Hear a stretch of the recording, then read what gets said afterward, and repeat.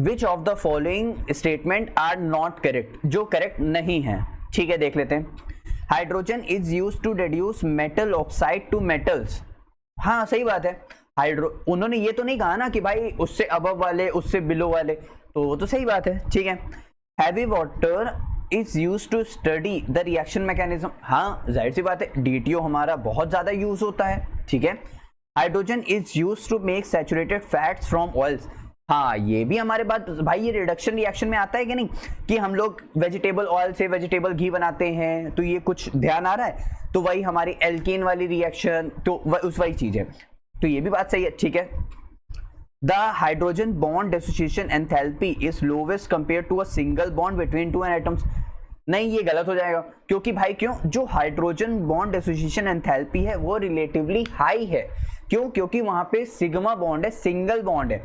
Element with larger atomic size with lower dissociation enthalpy. अब इस trick को ध्यान रखना, जिनका एटॉमिक साइज ज्यादा होगा उनकी बॉन्ड डिसोसिएशन एंथैल्पी वो क्या होगी, कम होगी। इस बात को ध्यान रखना, उसके अलावा कुछ भी ध्यान रखने की जरूरत नहीं, सारे क्वेश्चन यहीं से हो जाएंगे। तो यहां तक आप, आई होप आप लोग को अच्छे समझ आ गया। ठीक है। Hydrogen reduce oxides of metal, अरे तो पहले ही वाले में तो था, जो that are more reactive than iron. आपकी देखो इन्होंने दे दिया, गलत बात भाई। हाइड्रोजन उन्हीं मेटल ऑक्साइड्स को रिड्यूस करता है जो आयरन से क्या है, मोस्ट एक्टिव है।